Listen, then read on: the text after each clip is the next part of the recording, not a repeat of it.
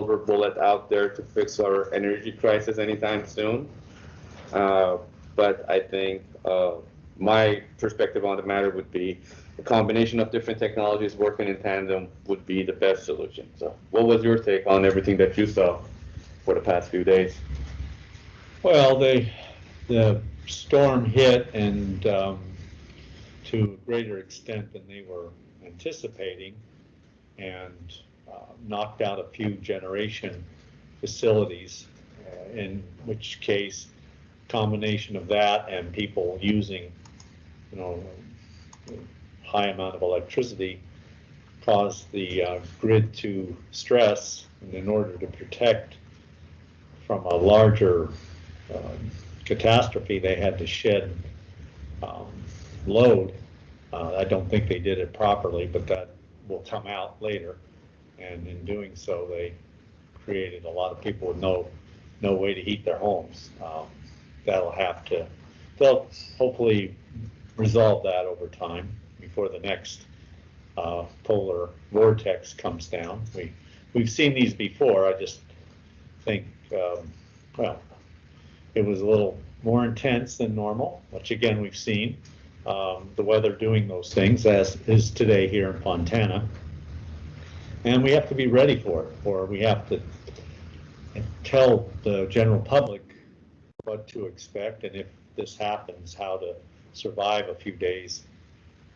A worst case scenario. I don't think we're seeing it not only, last week and the week before, but with other things that's going on in the nation. We have to be better prepared. Exactly.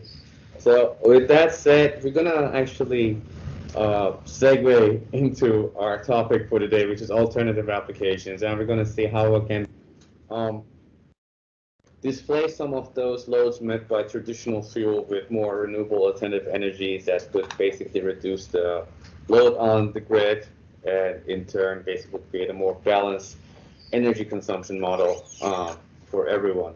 So to quickly go on over the presentation agenda that we have, we're going to look at basically energy loads, where we see a lot of large loads in different types of building. We're going to look at different applications.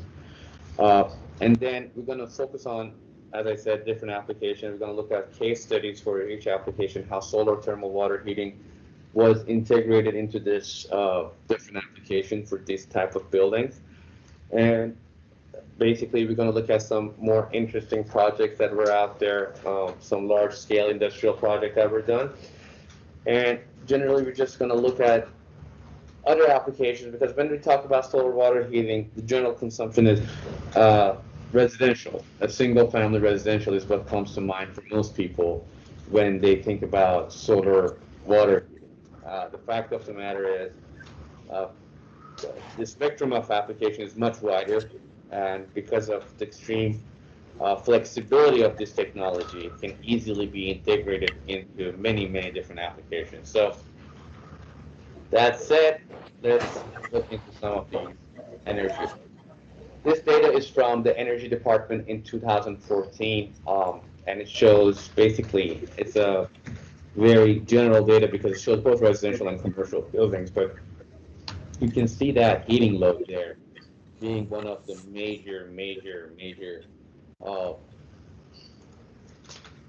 basically uh, sources of load for the different buildings that we have, and this 8 trillion, I believe, a quadrillion BTU is a heating load for average buildings when you look at it across the nation.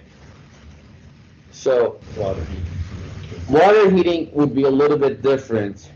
That heating is a very general load. If you want to elaborate on the heating loads that we have in a building a little bit, Bob, that would be great. Well, heating loads generally are done, if you've been in a large building, that are done with forced air. Warm air is circulated through the building, and it's reheated as the thermostats call it out. Some smaller buildings use hydronic heat, some larger ones too, where they transport heated water through the building, and then through coils, convection coils, they supply that heat, that heated waters. Basically, its heat is transferred to the air, to warm the building. So those are large loads, especially depending on where you live. It could be 6-7 months out of the year that a build, or longer, that a building's heated. If you're south of, in the 25 latitude or lower, you may not have quite the loads on heating, but most of the country is, at least 5 or 6 months out of the year, you're somewhat heating a building. A lot of energy involved in doing that we take for granted.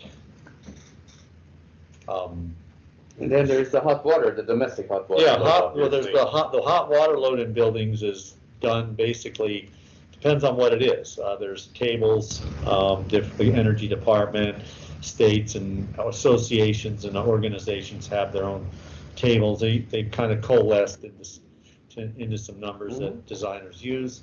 For instance, what we're looking at here, sorry to interrupt, but I just want to point out what the table that we are looking at for this is basically based on the ASHRAE data, and that what they do is depends on the data that they basically receive from different sectors of the industry throughout the years and modeling. So basically all these averages are based on actual data that came off at some point, and now they're organized basically into tables by different organizations, professional organizations, such as ASHRAE, ASPE, or Energy Department, other organization, and also Sunner. We, based on our own experience and mixing that up with some of the data that are there by third-party organizations, we established some of our own standards for daily hot water consumption based on the application of the building, which can be found on our website.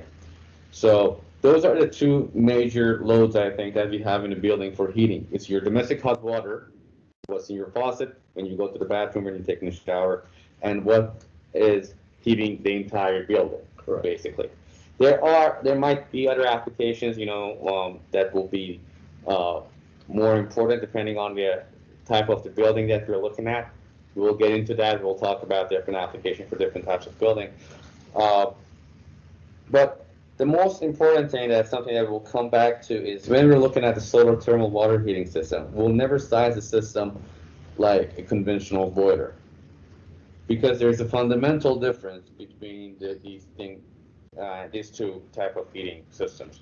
And I think once we establish that, then we can look at how we'll size the system, how we design a system. A traditional boiler usually uses a very energy-intensive fuel source, such as natural gas, propane, fuel oil, something along those lines. Which means overestimating how much it can generate is not a problem. And that's why you play very fast and loose with sizing the boilers for the buildings, and they're usually oversized. With solar thermal, it's a little bit different. Solar energy is infinitely, for the let's say 4 billion years or so will be available to us. But the catch is it's not very intense when we get it. It's very intense at the source, but by the time we catch it here on Earth, we have to collect it over time and dispense it on demand. It's the same story with the fossil fuels, if you think about it, actually.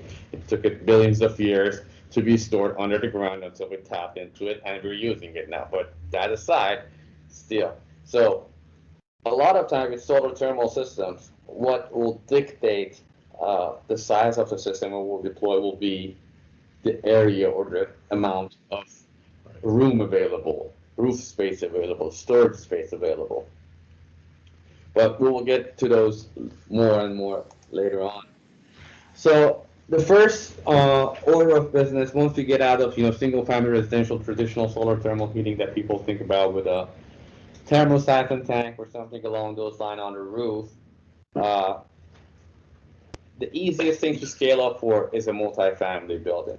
Usually these systems, they have a centralized heating, it's easy to tap into, and when we look at for potential applications for solar thermal water heating to be integrated into, we always look for large, consistent heating loads. So we look at buildings that have large, consistent heating load, and of course, multifamily buildings definitely fall under that category of the building. Bob has a lot of experience designing, deploying, correcting solar thermal system for multifamily. So based on the information we have up there, domestic water heating, space heating, pool, central, laundry, what's some of the stuff that have you've seen with multifamily? Well, multifamily is a low-hanging fruit, if you want to call it that. It's consistent, like as Amir says, it's a large load. Usually they have the roof space to put solar collectors on, and most of the time they have space for storage. Generally, you want to size it to cover 70% of their total load, sometime, depending on storage and again, number of collectors. So that all balances out on retrofit. On new construction, you can do a little better if you're working with the architect at the design point. You can get a little closer on what your design, what they need for the building. The design we have basic designs that work for 4 or 6 residential units up to hundreds of residential units. It's just a matter of scaling it up, and first of all storage, and then collectors, and then all the connections, manifolding, piping for that. So it's not difficult. It's planning, and we do it. There's systems out there's different designs. Primarily now, unless you're in the South Pacific or Caribbean, they're indirect systems using glycol or drain back so that there's no freeze issues. I.e. Texas, if you had open loop systems there direct, they froze. It's just too cold, too fast. Glycol was more resistant to the freeze, and drain back, if designed properly, was also resistant to the freeze. So you have to take all that into consideration when designing these. Not difficult, you just have to, as they say, cross your T's and dot your I's.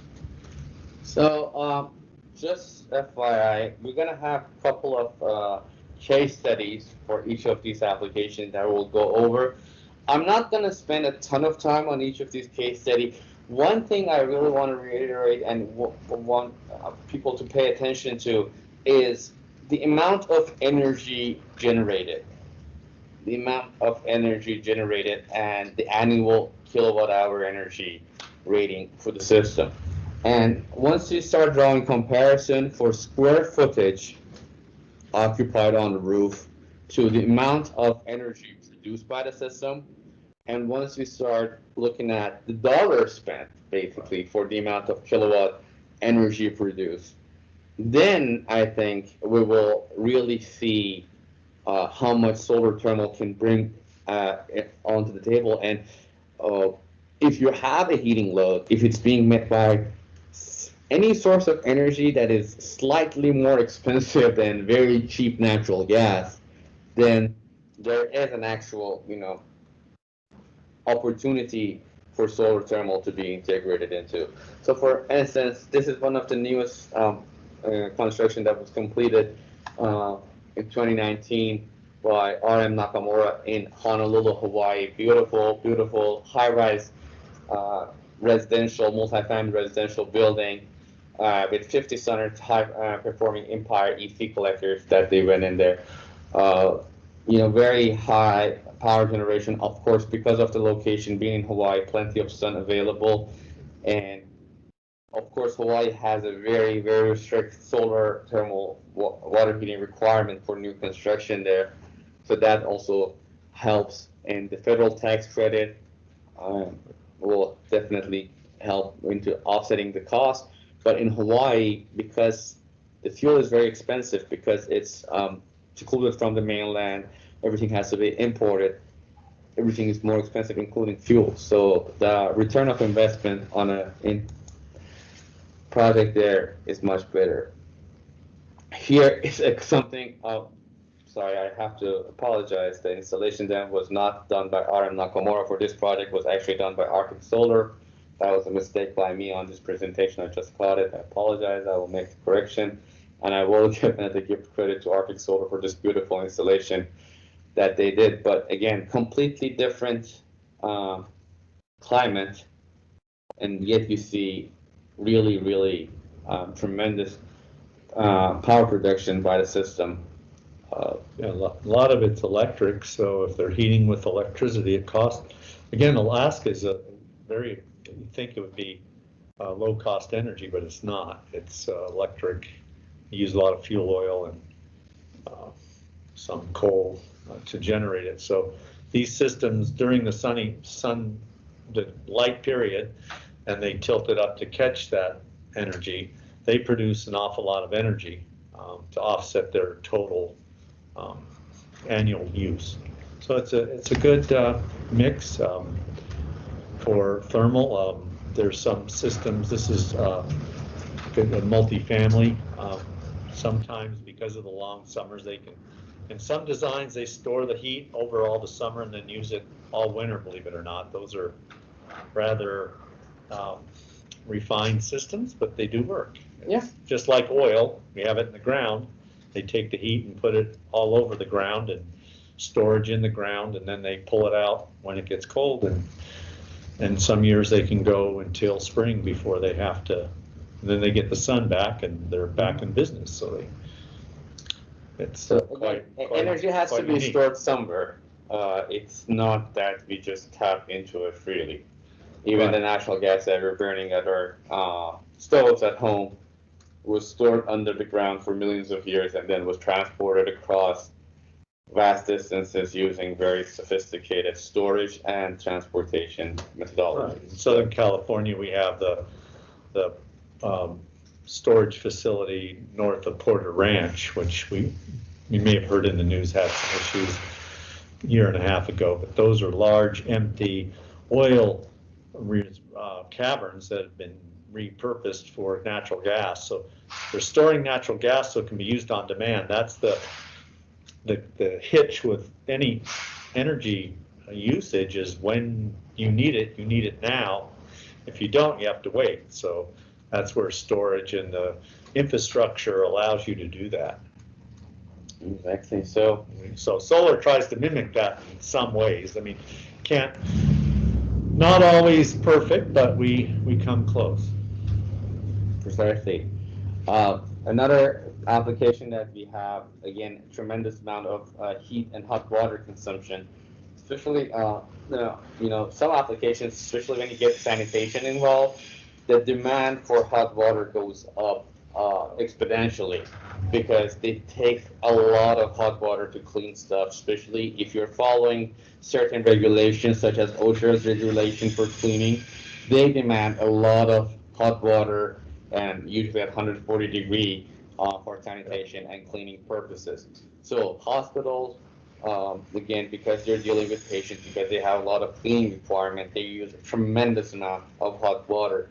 And they're also, some of the hospitals, they have hydrotherapy facilities. They have hot tubs, basically for hydrotherapy, medical tubs that use hot water at different temperatures.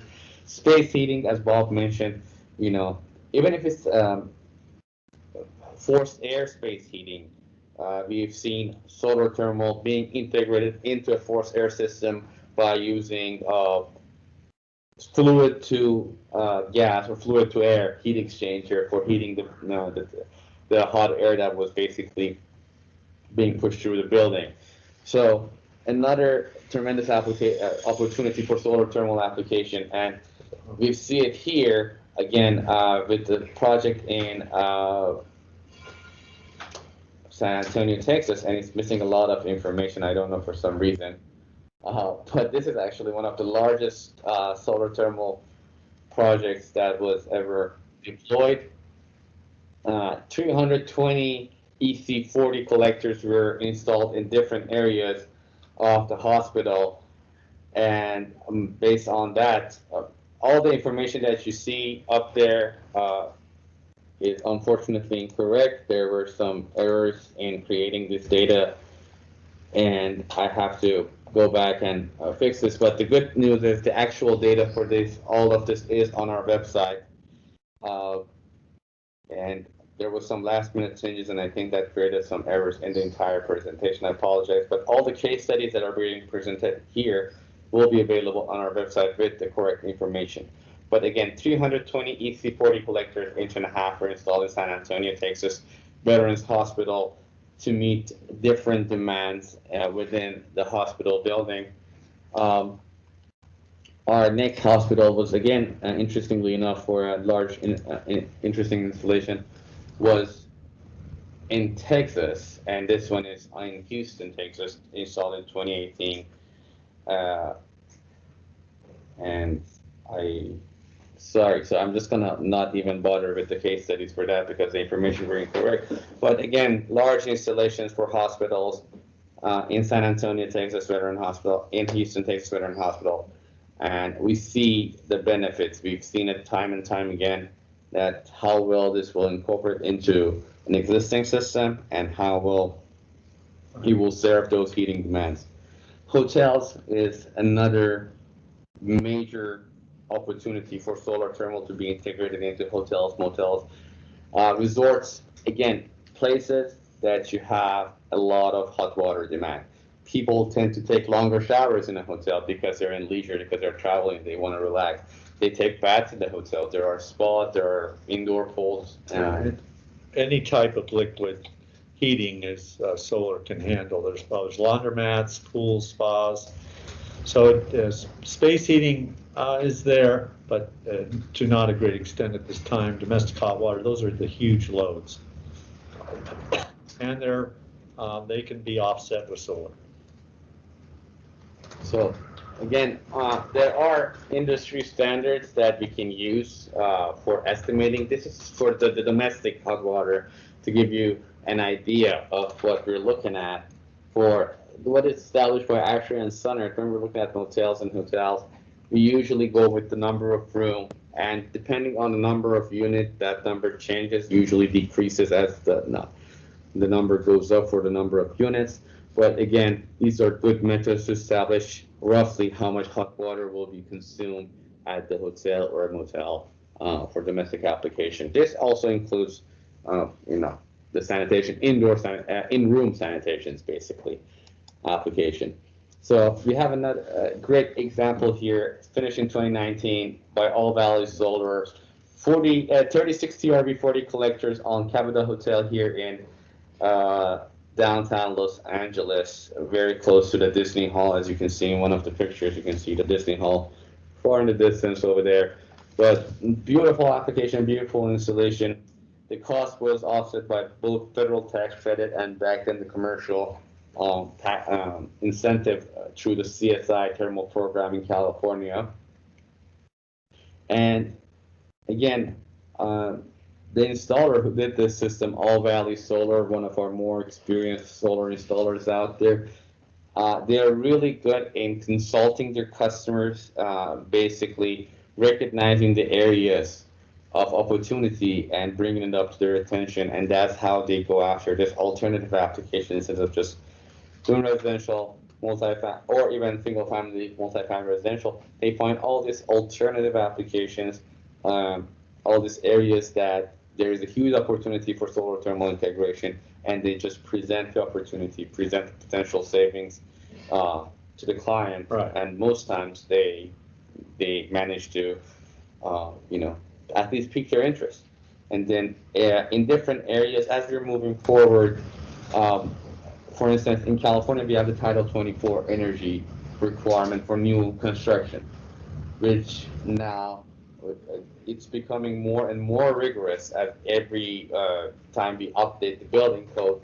More stuff are becoming mandated, so now you have to go above what's mandated by law to meet those energy goals. So now a lot of people, a lot of designers are turning to solar thermal as a viable option, and because it brings such a huge saving in an area that uses a lot of energy, it helps them offset the goal to the extent that they can use other alternative options for their other material in the building, such as the insulation, the windows, and whatnot. So you can, incorporate solar thermal into all of that as well.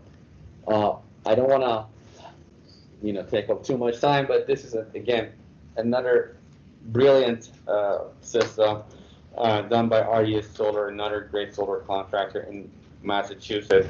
And if you recognize, I'm trying to go back and forth between different climate, between Hawaii and Alaska, between California and Massachusetts, to kind of highlight that it's not really climate limited. The systems can be deployed like, well, you've seen them pretty much everywhere from Alaska to Yes, I from North Pole to the South yeah, Pole. about the Arctic Circle. I mean, again, you design the system for the climate. That's very important, and whatever other items you have to deal with there, climate, wind, obviously, but they'll handle.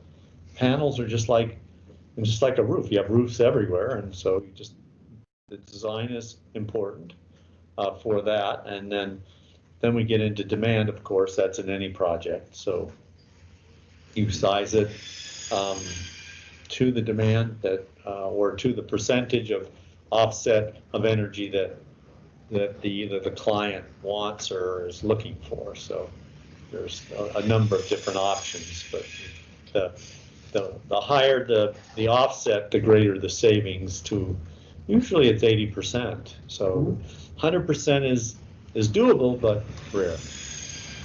And we try for anywhere from 60 to 80% for a system to be show the end user savings.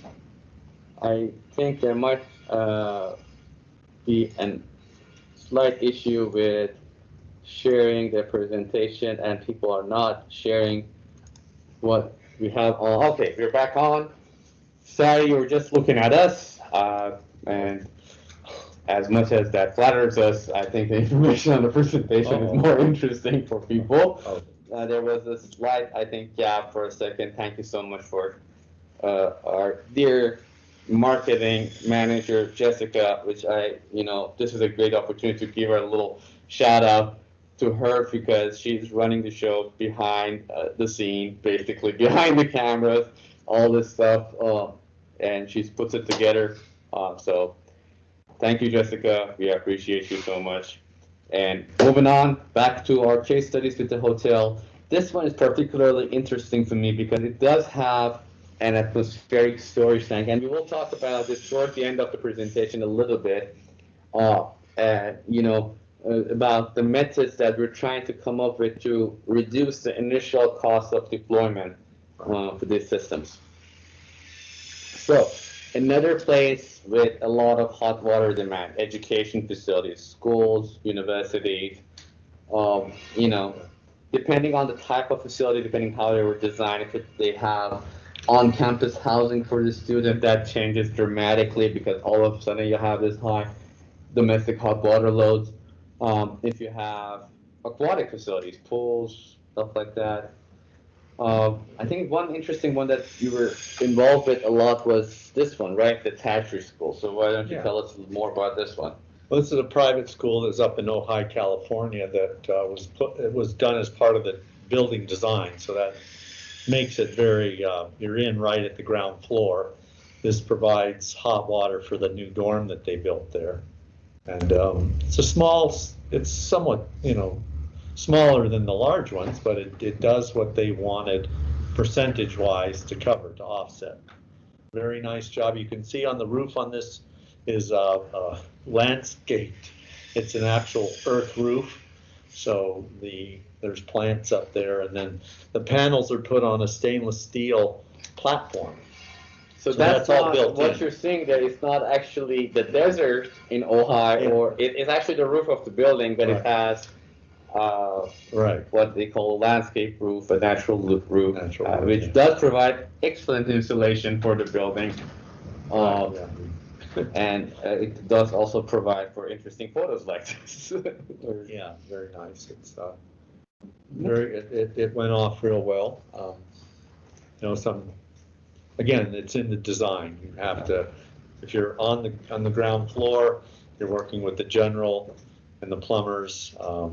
Even earlier on with the engineers, that's where we try to get in with the engineers. We try to be, as helpful as we can with design firm, with energy consulting firms, provide them with the right information, because once you integrate it at the beginning, it's always much easier because things were seen ahead of time. They were incorporated ahead of time correctly. Right, yeah. So how the whole thing fit into their roof, so there was no conflicts there. You can imagine trying to do that job on a retrofit. It would have been a challenge. Swimming pools are also a place where a lot of energy is used. Yeah, especially indoor swimming pools, because here's the deal with indoor swimming pools. In order to maintain the chemical integrity of the pool, and that's also necessary for the maintenance of the equipment of the pool, you have to keep the temperature of an indoor pool at a certain level throughout the year. Doesn't matter if people are using it or not, as long as you have water in that pool, the temperature inside that pool has to be maintained at a certain level. They don't want it to get too cold. There's no solar contribution directly either to these indoor pools. The sun's not shining on it. If you live in Southern California or the Southwest, you know the pools get hot in the summer naturally. So in an indoor pool, no, that's not the case. So you have to heat it, even in the summer, because there's no contribution at all from the sun, and that's something sometimes is overlooked, which we don't want that. So we take that into account, and it provides heat, most of the year. There's times when there's supplemental heat, but the offsets are very large with solar. Yeah. Any application with continuous heat loads, it's an opportunity for solar thermal integration. With that, let's just talk about the athletic center at Wheaton College. And at the athletic center, I must add that the system that was deployed there also contributes to indirect water heating, so their showers, stuff like that, also operates on. Yeah, you can have multifaceted systems that provide heat for the pool when necessary, and then if the pool, let's say, is down for a while, but they still have the hot water load, it's the load's automatically transferred for that use. So those designs are and they could even go into space heating if necessary. But Exactly. again, it's all doable through design. So we talked about Wheaton College, and how and if you guys noticed, they were using the glazed pool panel, the glazed solar collectors, sorry, not pool panel, but the glazed solar collectors. And here is the reason why. Here you'll see I have up the schematics for two type of pool heating system. One with an unglazed panel, and the other one is with the glazed collector. And here is the reason why. With an unglazed collector, you essentially can increase the duration of your pool season. If you have an outdoor pool, because what happens is once the temperatures fall below a certain level and you don't have glazing, you don't have any insulation on the collector won't be able to hold on to the heat that it's collecting from the sun, and it will lose it all to the environment. There is no heat left to be transferred to your pool. So for cold climates, for year-round pool heating, when we have environment temperature, which will be cooler than the pool temperature, there can't be any cooling, basically. So that's why, for that type of application, we look into glazed pools, glazed collectors, because glazed collectors can generate heat even if the environmental temperature is below the application temperature, because they can collect the heat and they keep it in there, and they increasing the heat inside insulated collector box. That being said, let's look at a couple of interesting pool case studies. This is back in 2003. The system is up and running in Eugene, Oregon, done by Solar Assist. 56 solar high-performing EC collectors, an inch and a half, were deployed. Even though the system is in Eugene, Oregon, you can see the estimated energy production being almost at 100,000 kilowatt hours, which is a significant amount of energy production, basically. And if you look at that, with the same amount being produced by other renewable energies, the square footage of the system and the amount of dollars spent on the system will be dramatically different than what you see with solar thermal, and by different I mean higher.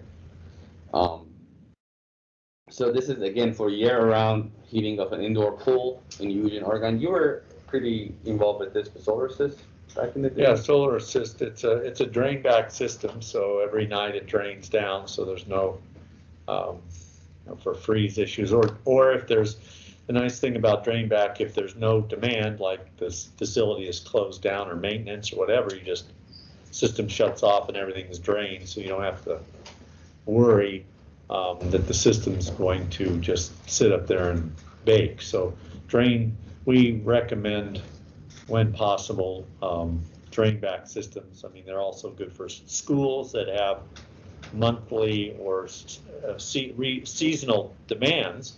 And in the summer, you can have zero demand or very little. And so you don't want the system just sitting up there cooking and then have potential issues. You have to deal with overheating. Drain back deals with overheating, deals with freezing. So it's a good all-round design for solar thermal. And it heats us. These are therapy pools it heats for this is a wellness center. Kind of like a spa for people. It does real well. So yeah, exactly. That's what you know. You can, yeah, it's a heat exchange. You can see there's a titanium heat exchanger there in the lower picture. So the fluid in the solar panels runs through that heat exchanger. And then the pool water, therapy pool water, runs through the other side. It's titanium, so it doesn't. There's no adverse effects from any chemicals or anything in the pool, including salt. So a lot of systems use salt pools, salt systems, and sodium chloride is salt that they use, and it'll affect almost any metal except titanium. So that's why these systems are done this way. Mm-hmm. Keeps them running for years and years, but you have to know that on the front end what sanitation they're going to use for swimming pools. And we talked about different system designs in our earlier webinars, and I think all of the stuff is on our YouTube channel. But to quickly, because Bob did mention drain back and he did explain how it operates to some extent, I just want to quickly bring up stagnation protection, stagnation overheat protection, and freezing protection, because those are the two main concerns about having a solar thermal water heating system anywhere pretty much, because you either have a stagnation or you overheat, or you have freezes, or you have both. There's no scenario where you don't have any of those concerns at all. So drain back, basically, by virtually, as the name suggests, draining back the entire fluid in the solar loop, it will prevent it from stagnating, overheating, and freezing. So basically kind of our most reliable, I would want to say, method of preventing both the stagnation, overheat, and freezing. Yeah, they're correct. That's a primary design that we use if possible. There's other options, but we look at this first and then we move from there depending on the location or design. Again, this is in Boulder, Colorado. This is the community center. It has a huge pool, other aquatic, facilities for people, spa, pool, jacuzzis, I don't know. There seems to be a water slide. There seems to be a fun place to hang out in Boulder, Colorado. Installed in 2010 by Industrial Solar Technology. 142 EC40 collectors were used. And you can see that there was a good demand of energy from this many collectors to be justified to go on this building. And since it's a community center, I just imagine they did have tremendous loads, and the limiting factor probably was the roof space on this project, and that's why they only budget that was dedicated to the project, because that's another, definitely one of the determining factors in how large of a scale we can go in with solar thermal. But this was, again, another great application. Restaurants, again, we have both food preparation. There's a lot of hot water that goes into preparing the food, and then once the food is prepared, washing, sanitation, cleaning their facilities, they have a lot of hot water demand. Fast food restaurant, lower, but still they serve a lot more people. And the number that we usually determine the daily hot water demand is per meal served. So even though you see a lower demand for fast food restaurant because they serve a much higher number of meals per day, they still have a lot of hot water demand that they use. The problem is there is not, especially with the fast food restaurant, there is not a roof space. They have a lot of equipment, a lot of ventilation, HVAC, cooling, heating, uh, air air handling equipment, and they don't. That doesn't leave much room for the solar to go in. No. So what to do?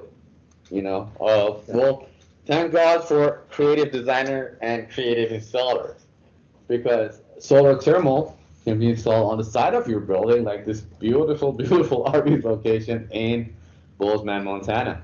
Uh, And the owner wanted solar and the franchisee there. And so Liquid Solar Systems came up with this design. It's in the northern climate, so the tilt angle is proper. And it acts as a little awning there over it's like maybe the checkout window for the drive-through. And it provides 5,000, about 5,200 kilowatt hours of energy over the year. It's where you can put it. The roof is, like Amir mentioned, roof space is limited. Fast food restaurants are like that. Could be even the real estate. They only have so much room. Mm-hmm. So they did what they could and came out very nice. This is yet another design. This is a little bit different. This is still in construction phase, to be exact. But this is for a high-end full meal restaurant in Northern California.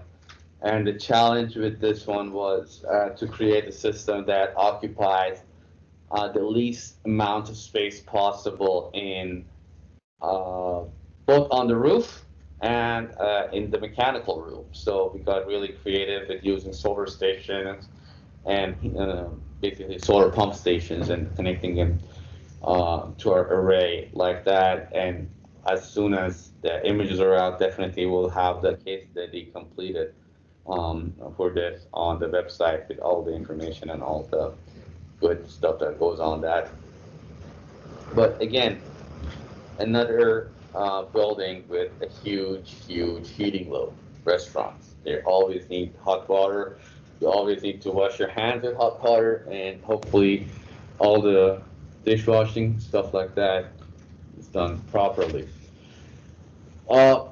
As we're approaching our end of the time, I want to, and this is actually the end of the conversation, is the most interesting part of the conversation, because now we are leaving the realms of stuff that's usually done, several projects a year. And we go into the projects that it's not done as usual as you want to see. It's done not as often as you want to see. But again, there is the huge opportunity there for solar thermal to go in and to be useful and to bring all this great benefits to the table. Another source of heat consumption is beverage producing and beverage packaging facilities, wineries, breweries, soft drinks. They use a tremendous amount of hot water both in preparation of the product, depending on what it is. Right. Breweries, distilleries, to get the fermentation process. A lot of heating goes involved. If it's some sort of a soft drink facility, a lot of preparation, pasteurization is done with heat, and sanitation again with heat. And we can see how much natural gas is being used and how much of it goes directly into the brew house, and it's tremendous amount of energy being consumed, is humongous. We did a preliminary study. The project's still in the works here at Sunart. We're doing basically the feasibility study for this project in Boulder, in Colorado. Sorry, it's not necessarily in Boulder. But the annual load of 548 million BTUs was estimated for this facility. And 16 thermal rate TRB40 collectors installed on 1,000-gallon collectors were able to meet about 38% of the annual load based on the location, based on the F charts, detailed analysis of what we did. Right. Basically, we did the simulation, we did both AF chart, we did the Polysun report, and the Polysun will allow us to put more details about the design of the project and where the energy is being consumed and the load pattern, and 38%. So that tremendous load, and just imagine if natural gas is not as cheap as it is right now, if there are any sort of carbon tax attached to the amount of natural gas that you're burning, 548 million BTUs of energy is a lot to consider, just to have in mind and just to find the right solution for. This is one of my favorite projects done with solar thermal. Sunnerd, unfortunately, was not the winning bet on this project. One of our East Coast competitors, AET, they ended up with a contract, but it's actually by far the largest thermal array installation in the US. It's 7 acres, 1,000 collectors. It's huge. And just to put things in perspective for you, the amount of hot water consumed by the turkey farm, it's about 100,000 gallons per day. So an array of this size, of 2,100 flat plate collector, over 7 acres of land, can only meet 35% of that energy demand. But you have to keep in mind, by making this investment, because the heating load for defeathering, for cleaning, for all that things that happens in the turkey processing, will be there. Will be there as long as that factory is there. And by making this investment, offsetting the cost, and actually this was done very interestingly, basically the company that owns the system sells the energy savings to the pre-scaled farm, so that's how it works. But by committing to this, they ensured that the cost of 35% of their heating energy costs will remain the same for the duration of the life expectancy of a solar thermal system, which is the next 25 years. So they locked in 35% of their energy bill for hot water, 100,000 gallons of hot water per day, for the next 20 to 25 years, depending on how well the system is maintained. And I think that's a pretty good deal once you look at it, Yeah, we're offsetting natural gas, which is, we want to save it until we get something that doesn't produce CO2, but we want to use it less. So it's where solar and wind and other. And I don't know. This is just a gut feeling. This has no base in science, but I think there might be a better use for all this fossil fuel that we have than just simply burning it. I don't know. Maybe we haven't got there yet. Maybe there is more into the science of polymers and what can be done. But I just have a feeling that there is a higher purpose for this stuff than just simply sticking it in an oven and burning it.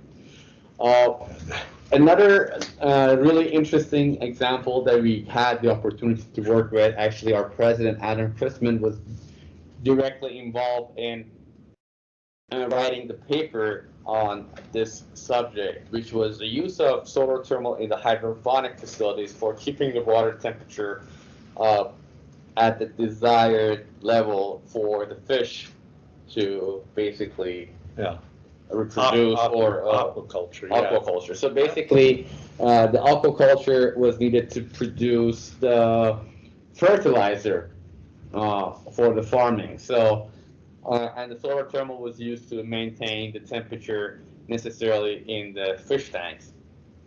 And they looked at the annual energy analysis, and 94% of it was we could have basically be covered by an array of almost 600 TRB40 collectors, or 236 square feet array could meet 94%, which is, again, if you have that heating load, if you have this in a remote location that you're using propane for heating your fish tanks, that would be a tremendous opportunity because you don't have to worry about that. You don't have to worry about the fish tank freezing. As long as you have a backup propane gas, you don't have to worry about that. And 94% of the energy demand will come from the sun.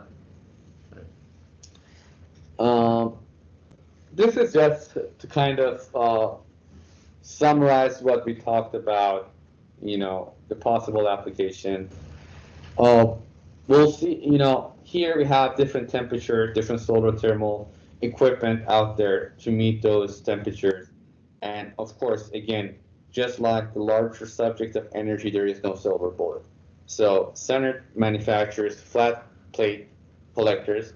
Flat plate collectors by themselves, they're really good to temperatures up to 160, 170 degree Fahrenheit. And what we design our systems for is solar preheating.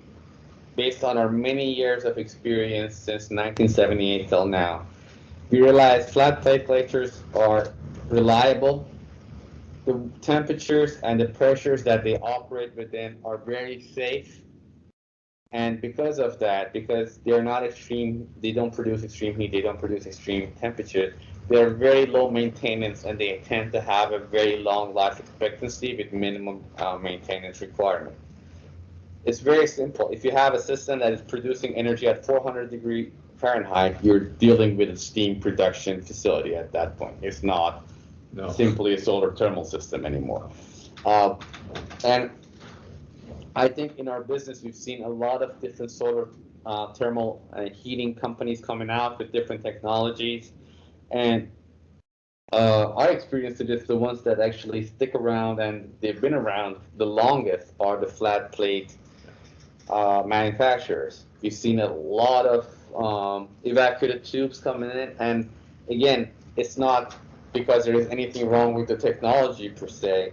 I do believe what happened with these technologies where they were deployed and they were marketed for the wrong applications, and they were never successful because they were being deployed on long for example, evacuated tubes were promoted for residential water heating for a very long time. And we just talked about stagnation overheat being a problem. And for residential water heating, you don't even need those temperatures to begin with. So we made this conscious decision to stick with the product that we believe in the most, which was the flat plate collector, improving it continuously to make better, more efficient collectors. But that's the base of our design. And because we have limits of the temperatures we can reach, we always design our system to act as a preheater for industrial application. So you need water to at 220 degrees, perfect. We'll heat it up to 160, 170 degrees with solar thermal flat plate collectors. And at that temperatures and that design, we know we're giving you a system that has an efficiency of about 80%, 75 to 80% entire system efficiency. And in order to make it easier to integrate, we came up with indirect atmospheric with heat injection design, which is the diagram that you see here. And we don't have much time, so I just want to ask Bob to quickly go over the benefits of this design, how easy it makes it to integrate into the system, the heat injection aspect of it, and all the features, basically. What we have is atmospheric tanks are less costly. They're easily located in a lot of locations where a large pressurized tank cannot be. They use usually drain back design, so you don't have to worry about freezing the collectors. The injection part is similar to a boiler. You're taking the heat out of the tank that you've solar heated water and putting it into the main supply to the boilers and preheating it. So there's no, generally on some of the large industrial systems, the piping is very large. And so you're using smaller pipe to kind of feed preheated water into that big pipe. And so it's coming in, let's say at 70 from the source, and maybe it's leaving at 75 or 80. Just depends on how hot we get our solar system. So it's preheating it, but you don't interfere with the basic design of their their entire heating system. It's just an adjunct, fits in real well. No pressure or flow issues that occur. When you have, if you piped a 7 or 8 inch line through a tank, you have to have the equivalent opening sizes on the tank in order to deal with that. And that raises the cost tremendously. So we can have smaller piping and still deliver the energy to the system as needed. So very simplifies things, and less issues overall, period, and does what we want it to do. Exactly. And for this specific application, for what we have here, think of the solar storage tank as your battery. It is a battery. If you're charging it instead of electricity, you're putting heat into it. But each heat exchanger, then it will be plugged into that battery. So you have this power bank, so to speak, and then you plug into it for different applications. So hypothetically speaking, if you have space heating and residential domestic water heating, a couple of these would go to your one application, and some will go to the other application. Depending on the size of the tank, the number of cores that we can submerge changes. Also, we can design a system with external heat exchangers, but each heat exchanger will basically draw the heat from the battery that we created and take it to the application that it was designed to. So one coil will heat your domestic hot water, a couple of coil might be heating your space heating, there might be a different coil for your pool, and all of this is designed into the logic of your controller. Your differential controller will manage which load will get priority, which will be satisfied first. All of that can be designed and deployed accordingly. They have systems like this that do space heating, radiant floor usually, hot water, spas, driveway ice melt systems. So that it all can be done through a centralized tank, and then the heat is distributed to the loads, the demands, where it's needed as it can be supplied. So it can cover multi-facets of large homes use them. Small, again, they're residential, but they're a little more sophisticated because the homes are usually multi-thousands of square feet. But you can do it on standard homes too. It's just you have to have the room. Exactly. So it's the same way some of those standard, like not so standard, but some of those custom homes that we see out there have the heating equipment and the boilers to satisfy a small building. They might have the same solar technology to, it's a small commercial system basically deployed on a single-family residential custom house. So at this point, I want to open the Q&A section as our dear overlord, Jessica, to open the Q&A. If any questions that came through, please let us know. Then we'll take it from there.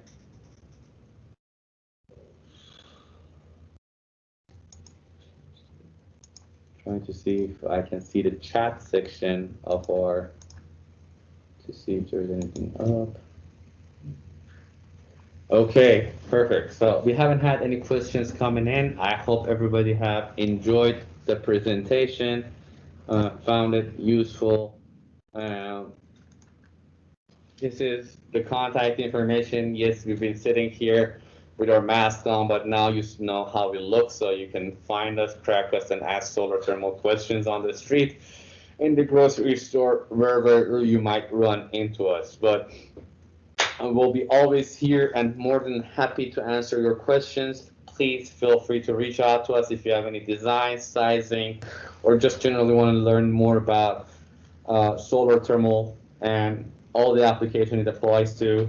I wish everybody a very, very happy rest of Thursday and end of the month. And we'll see you guys next time for our March webinar. Thank you. Thank you so much.